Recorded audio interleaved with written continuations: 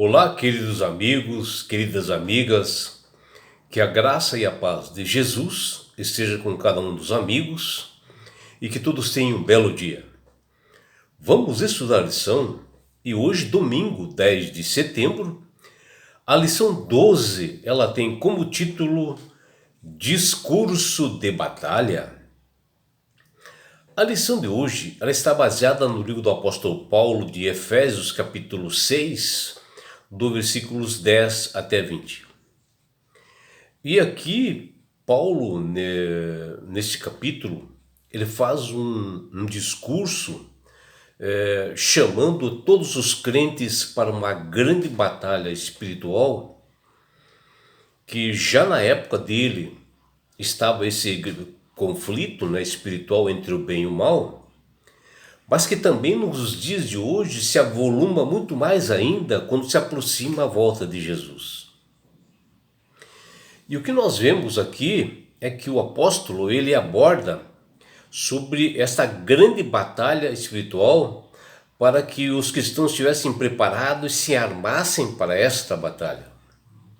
E informa até detalhes, né, do inimigo dentro desse capítulo e versículo que nós temos que enfrentar, e ele indica, né, quais as armas que nós devemos empunhar para que os soldados de Cristo sejam realmente vencedores, para que eles sejam bem fortalecidos nesta batalha, que estejam ao lado do Senhor e que com o seu poder ele irá vencer essa batalha. Mas que os cristãos, para que possam ser vitoriosos, eles deveriam utilizar de armaduras que Deus mesmo fornece. E ele indica, né, nesse capítulo 6, de versículos 10 a 20, como deve ser essa armadura, né, essas armas para essa grande batalha. Que as pessoas deveriam estar revestidos, né, com esta proteção para que possam ser vitoriosos, e só conseguiriam essa vitória através do poder e se eles se mantivessem firmes e perseverantes ao lado de Cristo. E a chave, né, para o sucesso nessa batalha é a fé e a confiança no Senhor e não em si mesmos, né? Para que todos estivessem assim firmes, né, através do poder de Deus e na provisão, né, que Deus realmente faria para que todos os cristãos tenham sucesso. E Paulo empregou esses temas de forma assim ousada, né, para exortar a todos os cristãos a serem ativos, né, do cumprimento dessa missão da igreja, de como deveriam fazer, estarem atentos, né, das divisões e nas dimensões invisíveis que impartam a sua vida e o seu testemunho na sociedade e nas cidades. E que todos pudessem estar assim, cientes da provisão divina, para que todos possam ter sucesso nesta batalha. E que todos possam estar assim alertas para essa importância de se manterem unidos, né? E todos os crentes pudessem colaborar, estarem unidos para que pudessem obter essa vitória, né? E Paulo, ao enviar essa epístola para os crentes de Éfeso, né, com a mensagem para nós nos dias de hoje, que ao olharmos a carta até parece uma mensagem de paz, né, mostrando ali o evangelho da verdade, mas por causa exatamente dessa guerra espiritual que nós nos encontramos, que ela está assim em andamento, né, onde está se envolvendo o universo todo, que iniciou-se nas regiões celestiais através de Lúcifer, que foi promovida através de uma rebelião desse anjo, né, que tentou se igualar a Jesus, o diabo, e que ele foi expulso aqui para a terra. E que esse grande conflito, né, essa guerra espiritual, ela se estenderá até a volta do verdadeiro Senhor e Criador do universo, Jesus. O apóstolo em Efésios capítulo 6, versículo 12, ele define assim bem os inimigos que nós devemos enfrentar, que todos os cristãos devem enfrentar, e ele menciona o tipo de guerra. E ele diz, vejam o que Paulo diz: porque a nossa luta não é contra o sangue e a carne, e sim contra os principados e potestades, contra os dominadores deste mundo tenebroso, contra as forças espirituais do mal nas regiões celestes. Está lá em Efésios capítulo 6, versículo 12. E de todos os enganos de Satanás, eu creio que o mais eficaz hoje, produzido pelo inimigo, tem sido a ideia de que ele não existe.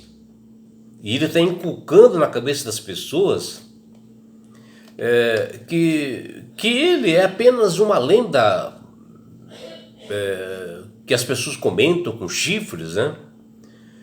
E que isso foi produzido pela mente do homem. Vejam como é o inimigo, astuto, né? Amigos, ignorar a existência do diabo é ignorar a origem do pecado e as consequências do próprio pecado. Ora, é simples, né, para o diabo introduzir isto. Se não havendo pecado nem mal, qual a necessidade de um Salvador como Jesus? É lógica. Saiba você que a morte e os sofrimentos,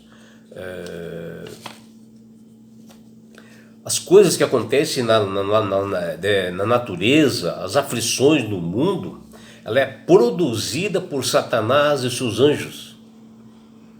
E a sua existência ela é comprovada nas Sagradas Escrituras, e isto antes da fundação do mundo. E o apóstolo Paulo ele fala em Efésios 6, versículos 10 a 20, que esta guerra espiritual produzida por ele, Satanás, é para levar o máximo de pessoas à perdição, se possível, e sabe que seus dias estão contados nesse mundo.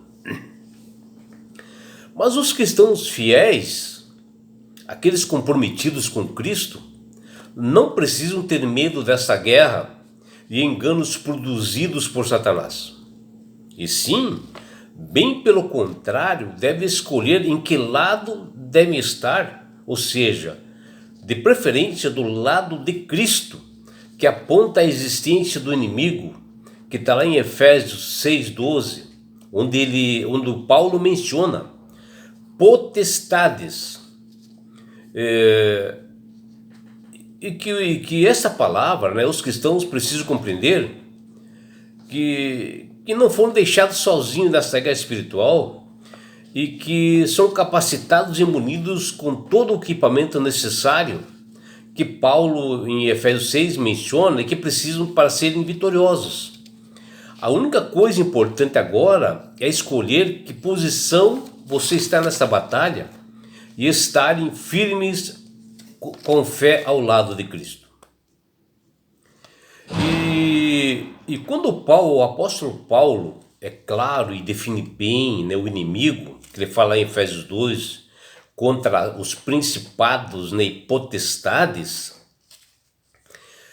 ele está dizendo aqui que existem poderes ou espíritos malignos de Satanás, com todas as suas entidades sobrenaturais, satânicas e demoníacas, que elas estão arregimentadas contra o Criador do Universo, contra Jesus e contra os que seguem a Jesus.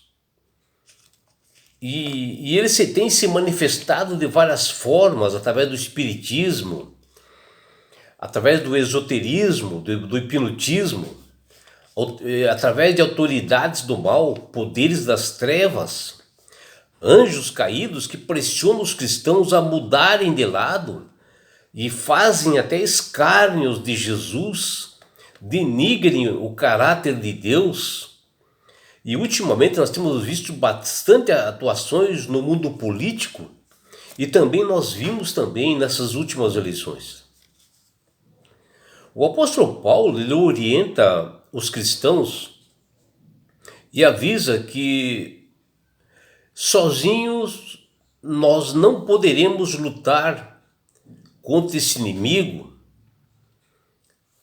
E Paulo diz que nós devemos estar fortalecidos no Senhor e na força do seu poder e resistir de toda a armadura de Deus para poder ficar firmes, todos ficarem firmes, que está lá em Efésios 6:10, mostrando que Deus está no controle do mundo e que fornece as armas para esta batalha contra esses enganos, mentiras de Satanás, essas doutrinas fantasiosas que nós temos hoje, né?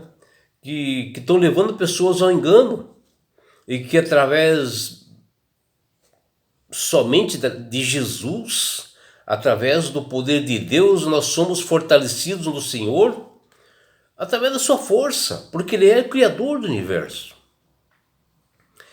E somente isto nós poderemos, para nós vencermos esse mal que se encontra no meio de nós, essa guerra espiritual, para nós podermos resistir no dia a dia. E depois nós temos assim vencido tudo, nós permaneceremos inabaláveis, que o próprio Paulo fala em Efésios 6:13. Percebam, né, que Paulo ele não disse para nós tomarmos a metade da armadura de Deus, ou somente uma parte dela, mas toda a armadura, toda. E ele reforçou isso 2 vezes em Efésios capítulo 6, do versículo 11 e também no versículo 13, onde cada parte dessa é indestrutível a armadura e é indispensável para todo cristão de ter isto até a segunda vinda de Jesus.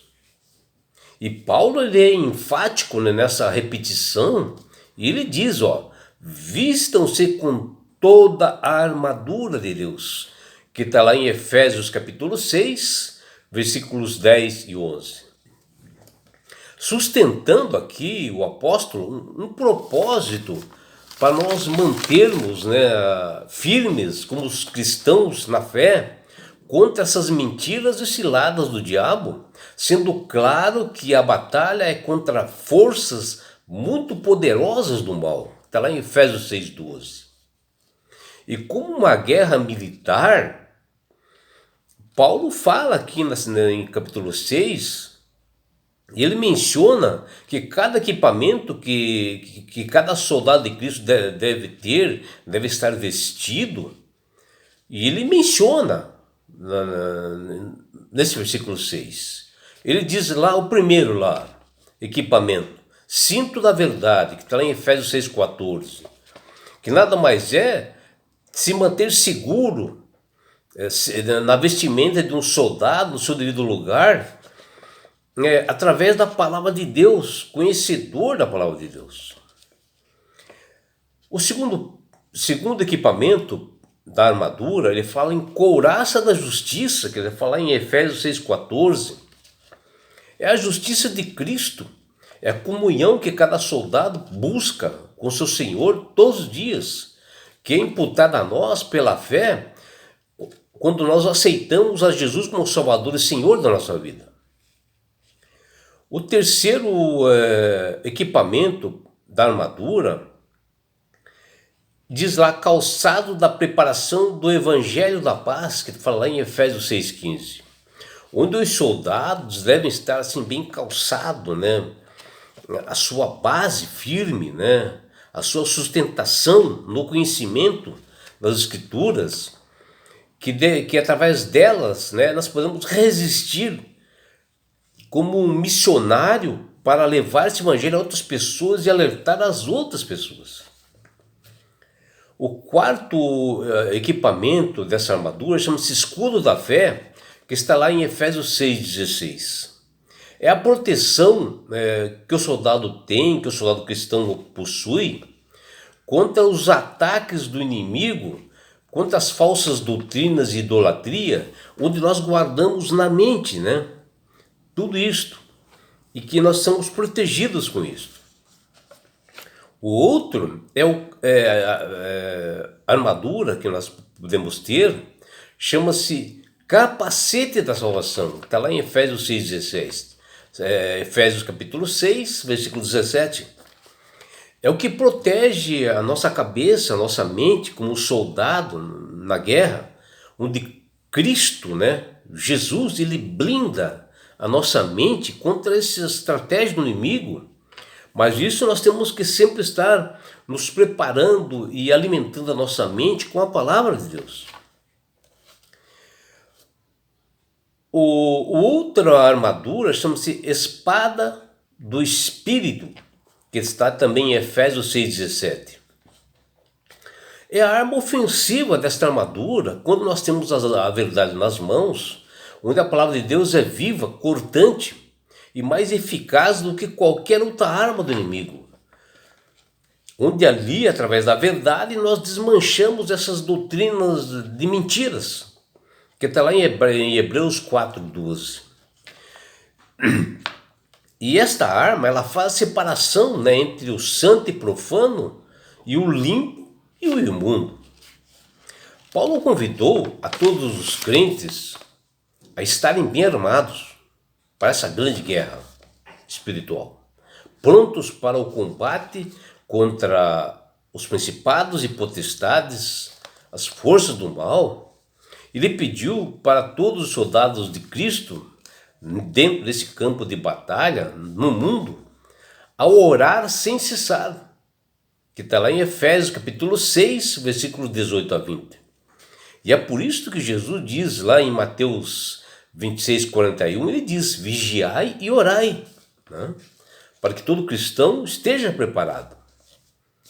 E a Bíblia, em Deuteronômio capítulo 20, versículos 2 a 4, e 2 Crônicas capítulo 20, versículos 13 a 20, ele enfatizou a ideia de que o sucesso de Israel na época, nas batalhas, não dependia da superioridade de suas armas, ou de um exército superior aos seus inimigos, e sim a vitória só se realizava pelo poder de Deus através da fé e a oração de cada soldado. E isto é tremendamente importante. Por isso que a chave do sucesso não era a confiança em si mesmos, né? Mas a certeza na confiança no poder de Deus, em sua plena provisão, para que o sucesso da guerra pudesse acontecer. E é por isso, meu amigo, minha amiga, que Deus tem falado com todas as pessoas através do seu poder do Espírito Santo, para que aceitem a Jesus como Salvador e Senhor. Porque quando você aceita Jesus como Salvador e Senhor, de coração, né, sincero, você passa a ser uma pessoa sábia, porque o Espírito Santo começa a trabalhar na sua mente e você começa a manusear melhor as Escrituras e passa a entender melhor, inclusive aqui na carta de Efésios capítulo 6, esse discurso, né, que Paulo faz assim eloquente, né,